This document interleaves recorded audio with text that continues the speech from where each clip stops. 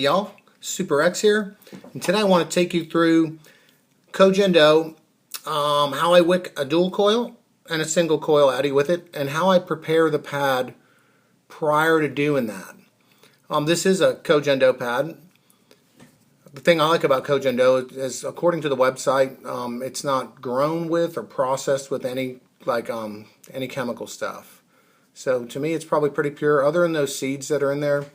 And one of the things, I'm not going to spend the whole video, if I see like big pieces of seeds, I just grab them with my tweezers and put them off to the side. You could throw them on the floor. You can do whatever you want to them. But that's what I'll do. Anyway, here's a pad. So the way I'm going to start out dealing with Koh Gen Do is, again, notice all the fibers run in one direction, so that makes it really cool, is I'm going to split the pad in half. Nothing earth-shattering here. We're just going to take a pad, roughly gauge about half of it, because that makes it about perfect size for most wicking applications, particularly micro coils in the 1/16 inch range.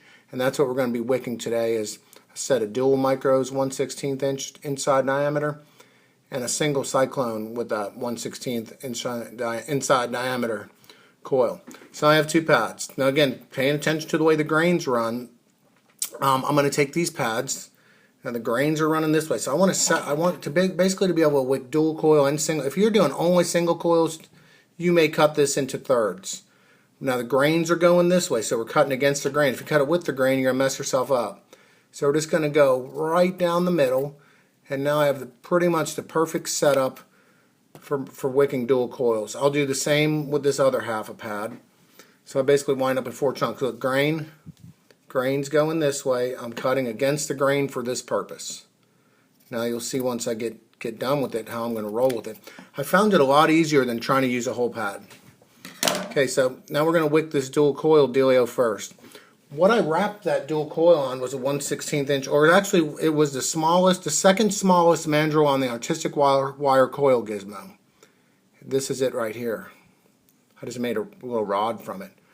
One thing I noticed is it's roughly the same width as the blade on my scissor here when I'm looking down on it. So what's important? It's hard to show you then. What I found to be the most important thing is I used to take my Koh Gen Do and cut like this. Well, you can't really do it that way with any accuracy. So I'm cutting like this. I'm trying to get the whole scissor on it, and I'm just going to line it up with the outside edge of my scissor blade. Trim, boom. Wick strip. Let's get 3 of them. There's 1, 2, and the third one. Again, it makes it easy when you're doing that rod, because these scissors have the same width blade chamfer on it. So there, I've cut 3 wicks. Let's start with the simple Cyclone. Okay, what I'm going to do with these, I got 3 pieces of Koh Gen Do, all pretty much equal.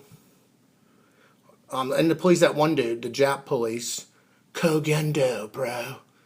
Hell with that. It's Koh Gen Do to me, and it's always going to be Koh Gen Do. Or it's KGD. You go call it Koh Gen Do all you want, Captain. Here we go. So I've got my little piece here. I've got a wet bouncy paper towel. I wet just the tip of my fingers. I'm going to twist just the tip of this wick. The wick is much longer than the coil.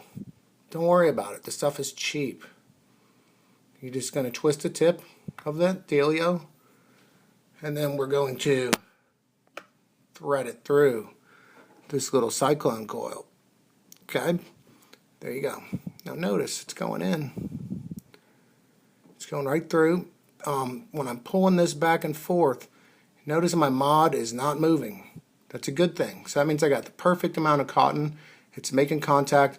If I'm pulling this and my mod is moving, I got way too much.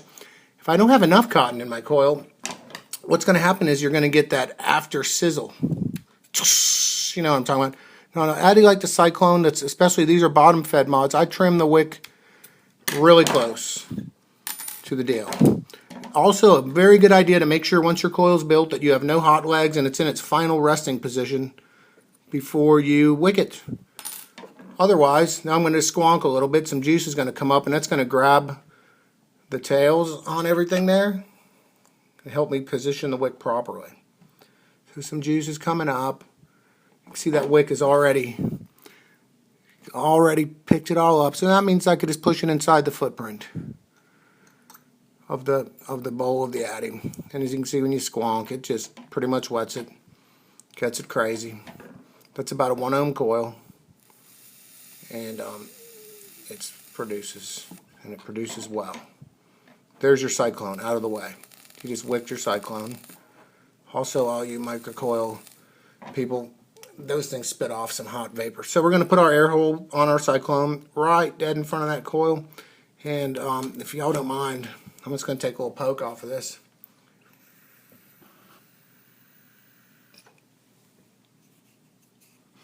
Dang, that's tight compared to this. See, I can't vape single coils anymore.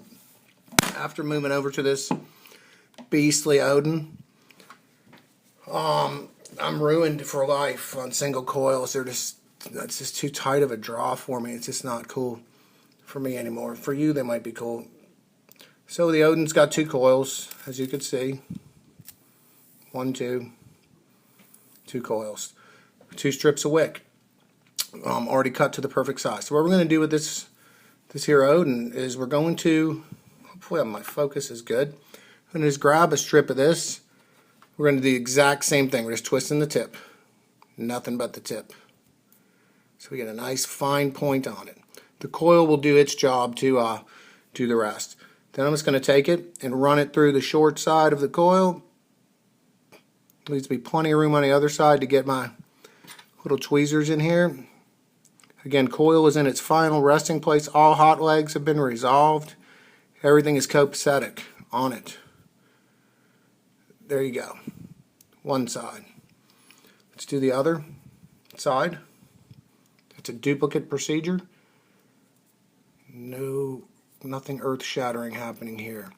But I just thought it would help to have this in one video. Single and dual coils.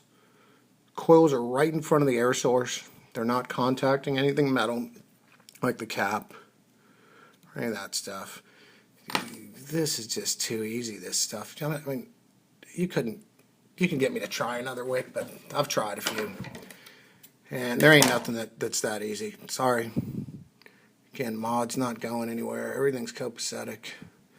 So with this now, this is also a dripping RDA. It's converted to bottom fed. A bottom fed version is coming, but it's got a kind of a deeper well. So tails on this get to be a little bit longer because you want them down in that well. Okay, it's not the same as the Cyclone where you have that little deck and you're just squonking. So you're going to keep some longer tails on it just because you want to be able to tap into all the potential that deeper wells have to offer, which means there's a little bit more juice storage, but it's not right adjacent to your coil cooking up. It's down low.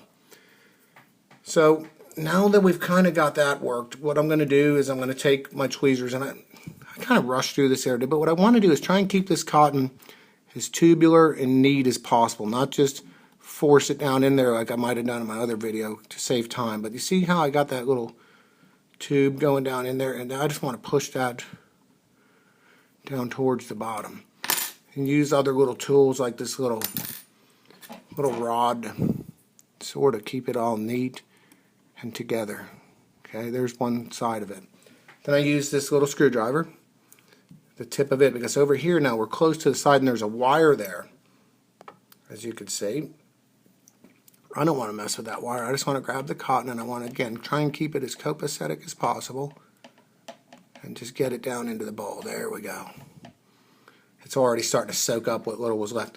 So while I'm here with this tool already in hand, I'll just go ahead and knock out that side over here too. Keeping it all cool. Pushing it down in. Grab my tweezers. Work this side. Yeah, that's what I found. Cutting that pad into those quad pieces, 4 pieces, helps a lot because it's easier to cut a short strip than it is to try and cut the whole length of a pad. And I was just butchering pads and kept looking for new places to cut, where finally I realized, let me just cut this in half. And it worked out good. Probably a lot of you guys are already way ahead of me on that. So then we're going to take the addy, watch the juice come up in there because it's bottom fed. And there's el pool de juice. The juice pool, man. Anyway, you see it just kind of goes in there. Does its deal. Wets the wick. it pretty much from there it just starts to kick. And there's the deal. That's it. Wicking with Koh Gen Do, simple as you can get. Single coil, dual coil, I'm just cutting mine up into these little pads. The only thing I warn you again is just pay attention. These little pads, as you can see, you're always going to be working with the grain. You want to keep going with the grain of the fibers. You want the grain of the fibers to be your friend. You don't want to cut them against the grain, otherwise you're defeating the purpose. Anyway, Super X saying, see ya.